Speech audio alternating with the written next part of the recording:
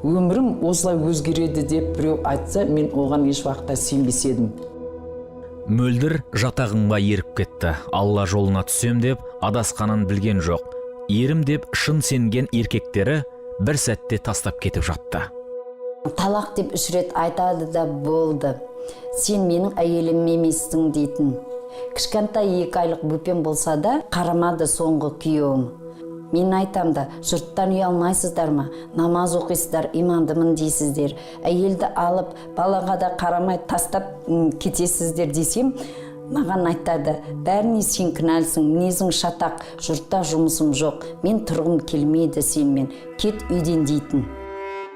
Әкесі басқа елге кетіп қалғасын, Мөлдір анасы екеуі қиындықты көп көрді. Баспанасы болмай, әркімнің босағасын жағалап жүрді. Енді мектеп бітірер тұста анасы жүрек талмасынан көз жұмды. Қызының үздік дипломын ұстап, қуанар сәтін көре алмады. Құшақ жая қарсылатын бауырлары болмағасын, жұмыс істеуге Астанаға кетеді. Бір пәтерде хиджаб киіп, намаз оқитын қыздармен тұрады. Олар Мөлдірді иманға бет бұруға шақырады. Көршілерінің кей оғаш қылықтары күмән тудырса да, аз уақытта айтқандарына көнеді. Басында қасымда бірге тұратын қыздардың жат ағымның жетегінде жүретінін білмедім. Теледидар көрсетпейді, музыка харам дейді, адамдар кәпірлер, тозақтықтар деп жиі айтатын. Біз жамағатпыз деп апта сайын бас қосатын. Мен бармай жүрдім, бір күні қоймай алып барды. Ол жер басқа әлем екен. Мен үйрене алмадым. Сол бірге тұратын қыздың ағасы да намазхан екен. Соның жолдас жігітімен таныстырды мені. Бір-екі көрсеткеннен кейін қыздар мені үгіттеп дарханға қосты. Некемізді қидық. Тұрмысқа шыққасын күйеуі Мөлдірге намаз оқып, орануды талап етті. Айтқанын екетпей бәрін орындады, бірақ көп жағдайда сәл ренжісе, жұдырығын ала жүгіретін. Бір жастан енді асқан ұлын шошытып, аяғы ауыр әйеліне қарай қолына түскенді лақтыра салатын.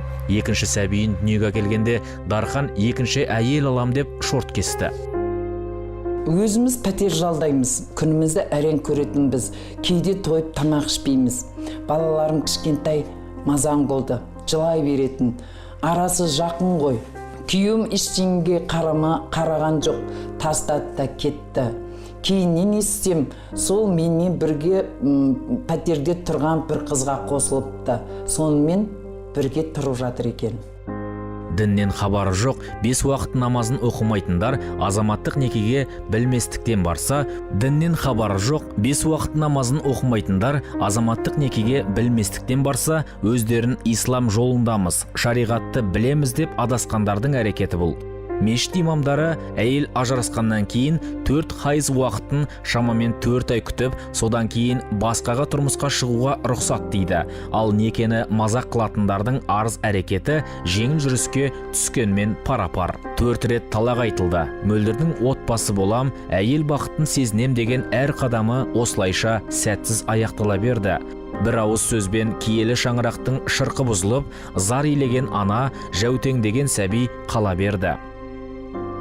Пәтерде бірге тұрып, күйеуіммен табыстырған қыздарымен хабарласып, оларға болған жайдың бәрін жылап айтып бердім.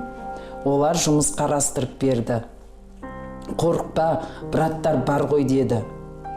Мен жалғыз болғасын үйге келіп, маған дін туралы көп нәрселер айтатын. Уағыздар тыңдатты. Неше түрлі видеоларды әкеп құлшылықты үйрен дейтін. Бір күні Марал есімді қыз Дарханның күйеуімнің жолдасымен таныстырды. Аты Айдос, достары көп келетін. Бірақ мен тамақтарын дайындап, өзім басқа бөлмеде баламен отыратынмын. Олар түнгі көп әңгімелесетін. Атын естігенім болмаса көрмегенмін. Сонымен қосты қыздар мені. Шариғатта көп жалғыз жүруге болмайды деді. Айдос пен Мөлдірдің де некесі ұзаққа бармады. 3 айдан соң мен басқа елге кетем, діни білім алам деген сылтаумен тастап кетті. Бірақ аманатын да ұмытпай, әйелін досына сеніп тапсырыпты. Жүрегі қақ айырылып, қан жыласа да шарасыздықтан Айдостың айтқанына көнеді. Қазіргі таңда енді талапқа орай мүмкін қосымша егер діни көзқарасын болашақ жарының діни көзқарасын анықтау мүмкін болмаса, егер дін жолында жүрген азамат болса, анықтау мүмкін болмаса, онда мешітке келіп имаммен ақылдасып, себебі жамағаттың көбі мешітке келеді. Имамдар көп жамағатты таниды, араласады, біліседі. Имамдардан ақыл кеңес алғанда артық етпейді. Дер кезінде тоқтап үлгерді. Гүлімде аңдамай жүріп, шоқ басып, мөлдір сияқты өмірін өкінішпен өткізер еді. Есін жиғанға дейінде көп тауқыметті көріп үлгерді. Адасты, арпалысты, ақыры тура жолды таныды. Ата-анама ғашықтым.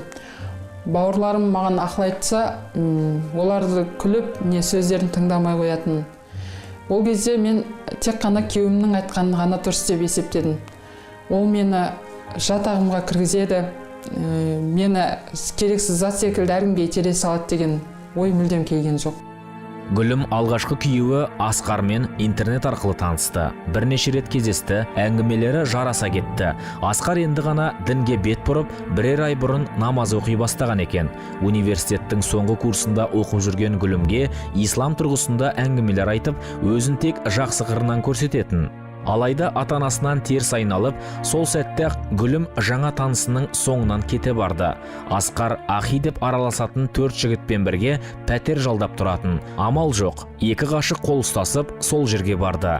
Некесінде сол үйдің егесімін деп таныстырған жас үлкен досы қия салды. Ол аңда-саңда пәтер ақыны алу үшін келіп тұратын. Сол күннен бастап Гүлімнің өмірі тозаққа айналды. Менің толық білімім болған жоқ. Оқуды тастап кеттім. Содан кейін 1-2 жерге ыдыс жуушы болып жұмысқа тұрдым. Бірақ кішкентай күннен бүйрегім ауыратын болған соң көп жерден жұмыстан шығып кеттім. Және маған ол намаз оқып хиджаб киюді бұйырды. Мен намаз оқымайтынымды айттым. Екеуміз көп арпалыстық. Айтқанын тыңдап, кейін айтқанын тыңдап, хиджаб киіп жүрдім. Үйге келсем, жұмыстан шаршап үйден келген кезде, үйде тоқырлаған адам болатын.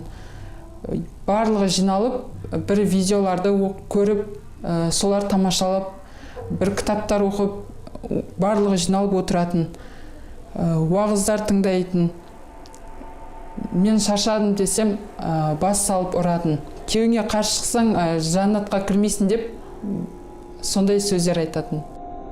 Бәрінен мезі болған Гүлім Асқарға мінез көрсетіп, екеуі жанжалдасып, жалдамалы үйдегі берекесіздік күн өткен сайын өрши түсті. Ашуға булыққан Асқар талақ айтып, отбасын тас-талқан етеді. Киімдерін жинап, бір күнде кетіп қалады. Жылап қалған келіншекті ең бірінші болып, жасы 20-ға да жетпеген бек жігіт жұбатады. Артынша екеуі неке қиып, сол бөлмеде, сол төсекте өмірін жалғастыра береді.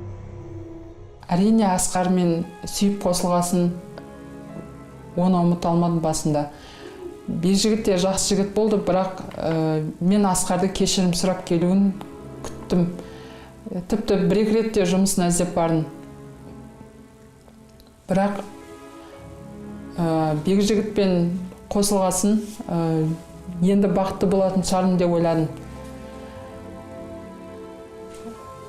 Бір күні түнде ұйықтап жатсам, бек жігіт телефонмен сөйлесіп жатыр екен. Асқармен сөйлесіп жатқанын білдім. Тіпті түк болмағандай қал-жағдай сұрасып, әзілдесіп те жатыр екен. Мен шошып кеттім. Біз 2 балалы болған кезімізде ол мені өзінің досына тапсырып, басқа жаққа кететінін айтып, менің оған досының қажет еместігін айтып, заттарын жинап шығарып салдым. Ертеңін-ақ оның жолдасы Жақыпбек келді. Ол өзі үйде жұмыс істемей, үйде жатып, мен балаларымды басқа біреулерге қаратып, ақша тауып, жұмыс істеп жүрдім. Отан отбасынан басталады. Дана халқымыз ғасырлар бойы осы қағидамен өмір сүріп келеді. Шаттығы жарасқан жанұя адам баласының өсіп өнетін, жақсылығын асырып, жамандығын жасыратын, бірлікке шақырып, ынтымақты ту ететін қасиетті мекені. Отбасының берік болуы, ізгі, парасатты, зерек, алғыр ұрпақтың қалыптасып, сол арқылы дамыған ең озық мемлекетке айналудың басты тірегі. Қоғамда әйел адасып, әйел басқа жолға түсті деген сөз, ол өте үлкен қауіп. Ерте кезде осы әйелін талақ ететін, ол кездің заңдылығы былай еді дегенді естігенбіз. Талақ деген сөз құлағымызда бар, бірақ оның мәні қандай? Күні бүгінгі мынау 21-ші ғасырда сол нәрсе алдымыздан шығады. Осындай өткір күн тәртібінде тұрады деп еш ойламаған едік. Діннің атын жамылып, өздерінің арам пиғылдарын жүзеге асыру мақсатымен осы нәрсе өткір қозғалып жатыр. Жалпы мұсылманда талақ айту өте сирек кездеседі. Қазір 18-де бір күлі ашылмаған қазақтың жап-жас қыздарын діннің атын жамылған мына діндар сымақтар, тырнақшаның ішіндегі діндар сымақтар алады, мазақ етіп, бірінен екіншісіне өткізіп, кәдімгі зат сияқты етіп, оларды талақ етіп тастай беретін нәрсе. Өздерін мұсылманбыз, дұрыс бағытты ұстанып жүрміз деген ер азаматтар оңды солын дұрыс танып үлгірмеген, қарагөз қыздарымызды арбауына түсіріп жатыр. Жастығын пайдаланып, қорғап, сөзін сөйлейтін ешкімі болмаған әйелдерін керексіз зат секілді тастай салып, талақ сөзімен бар жауапкершіліктен оп-оңай құтыла салады. Мұндай сұмдық оқиғалар шетелде емес, дәл өзімізде орын алып жатқаны өзекті өртейді. Олардың көздеген мақсат мүдделерінің тамыры қайда жатқандығы бүгінде қалың көпшілікке белгілі болды. Қазақтың дәстүрлі дін жолын бұрмалап, талай отбасының шырқын бұзған бүлдіргі ағымдар мүшелерінің қатарының көбеюі жұртшылықты кәдімгідей алаңдатып отыр.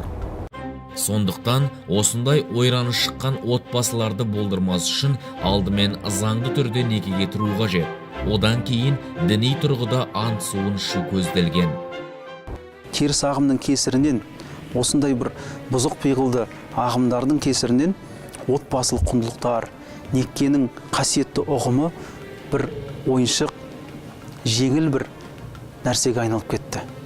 Осы нәрседен біздер жастарды сақтандырамыз. Әрбір жас, әсіресе қыз бала үйленетін кезде, тұрмысқа шығатын кезде ең біріншісі өзінің қамқоршысы болған, жанашыры болған ата-анасымен ақылдасу керек. Сіз неге онымен сөйлесесіз, оны оңбаған деп едіңіз ғой деп ашуланып сол жерде ұрыс шығардым. Ол тағы да сол әдетіне басып мені ұрып тастады. Сол талағын айтты.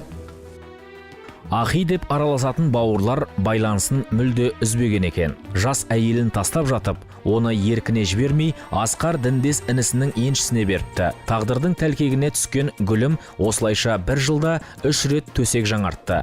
Жүкті болып, тіпті баласының кімнен екенін білмейді ал. Біз 2 аптада бірге тұрған жоқпыз.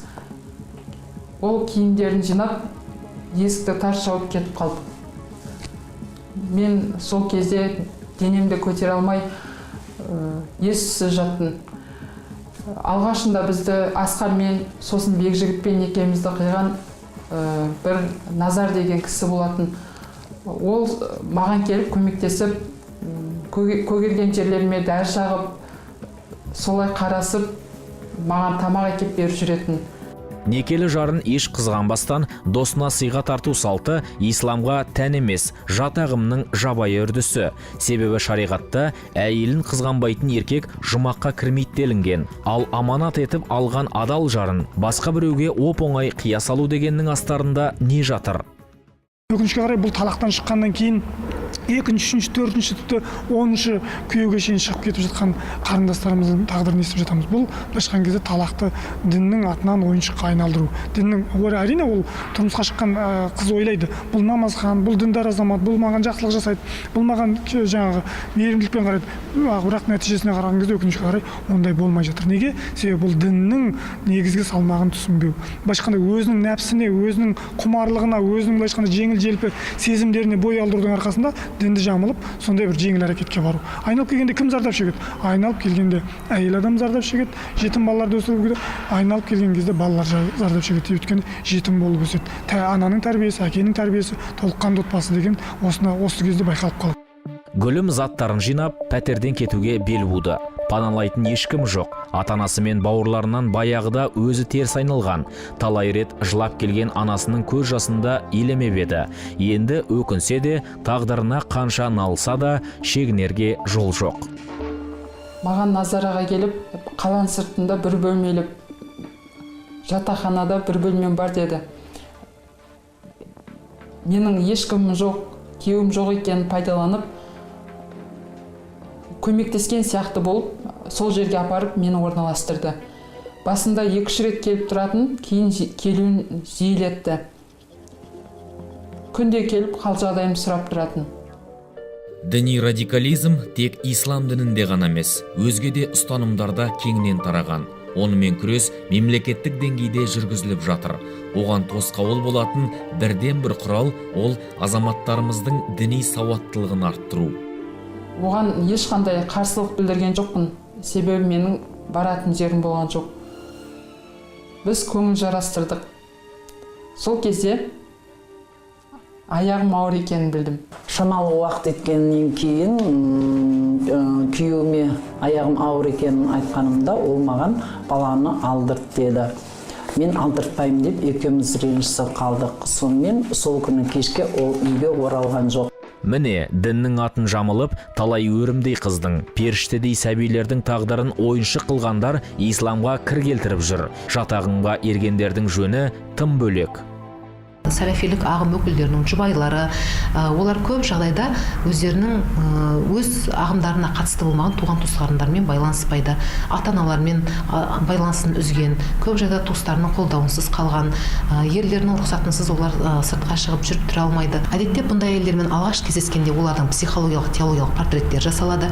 Яғни олардың сенім деңгейі қаншалықты радикалданған, жоғары деңгейде ме, орта деңгейде, төмен деңгейде ме, жаңадан ғана бастап жүрген адет пе, жоқ сенім әбден қалыптасып қалған тұлғама, және жеке психологиясы бойынша ол райынан қайтаруға көнетін соған икемді тұлғама, жоқ әлде кейбір тұлғалардың психологиялық ерекшеліктері бойынша олар көзқарасын ауыстыруға өте қиындықпен көнетін тұлғалар болады. Сондай тұлғалар қатарына жатама, осы мәселе жөнінде алдымен зерделеу жұмыстары жүргізіледі. Одан кейін өздері түсіп жүрген ағымның мән мағынасын, оның шынайы мақсатын көрсете келіп, оның шариғаттан қаншалықты алшақ жатқанын түсіндіріп, яғни ұзақ та табанды түрде бірте кезең-кезеңмен жұмыс жүргізу арқылы оларға осы теологиялық қайта сауаттандыру жұмысы жүргізіледі.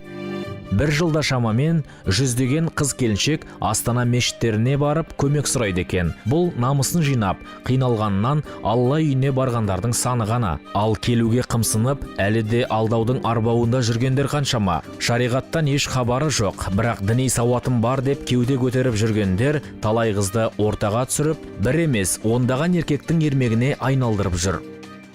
Дәрігерге қаралдым.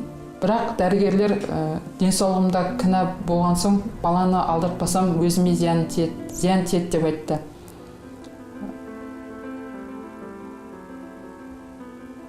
Қатты қиналдым. Ең бірінші келіп Назараға қайттым. Бірақ ол баланы алдырту күнә деп басын ала қашты. Түсік жасатуыма ақша беріңіз дегенім мені бөлмесінен қуып шықты. Солай барар жерім, басар тауым болмағандықтан мен анама хабарластым.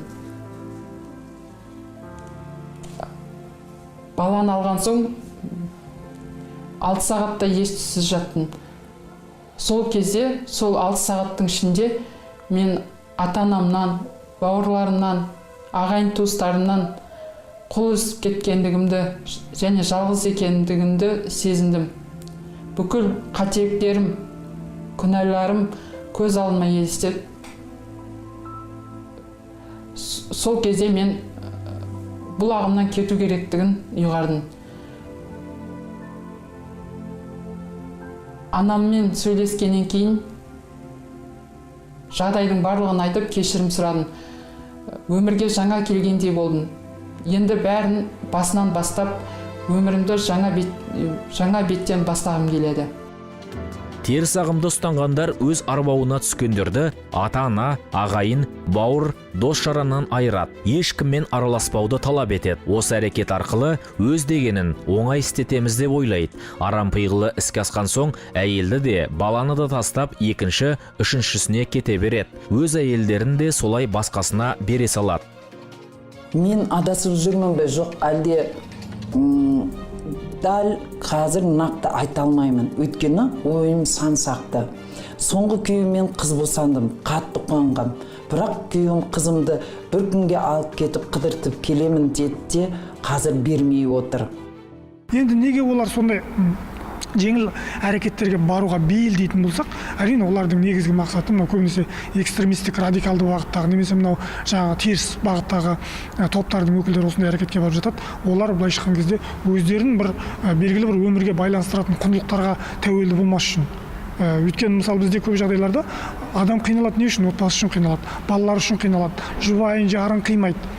Оларда ондай аяушылық сезім деген қалыптаспас үшін сондай бір некені, отбасын өзін былайша айтқан кезде өмірге, болашаққа байлайтын нәрселерге ада ұстау үшін кез келген уақытта кез келген тапсырмаға кетіп қалу, кез келген уақытта кез келген өмірге бейімделу, сондай бір мақсаттарда мүмкін осындай талақ деген діннің үлкен бір қағидасын ойыншыққа айналдырып, ақыр аяғында жаңағы келемеждеп, ақыр аяғында қоғам бұдан зардап шегіп жатыр. Бұл әрине үлкен қасірет қоғам үшін.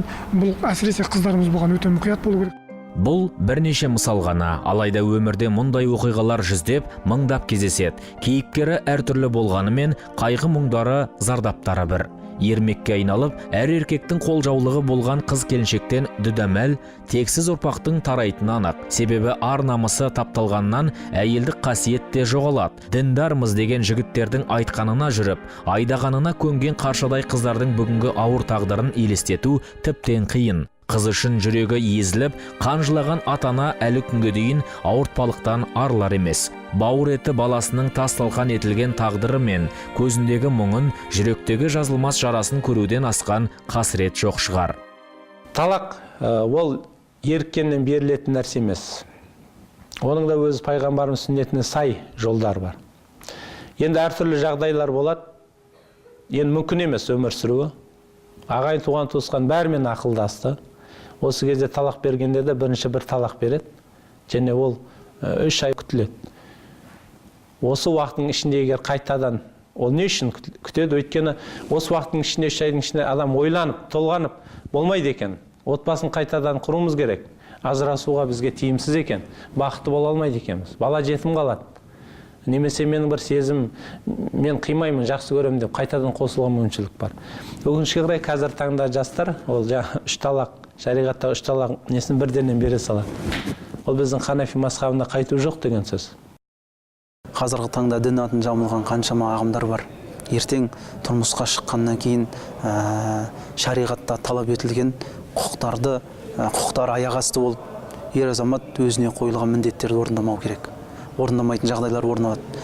Көп отбасылардың ажырасып, шаңырақтары шайқалуының бірден бір себебі екі жақтың, ерлі зайыптылардың бір-бірінің алдындағы міндеттерді, қойылған әу бастағы бір-біріне берген серттерді орындамауынан туындайды.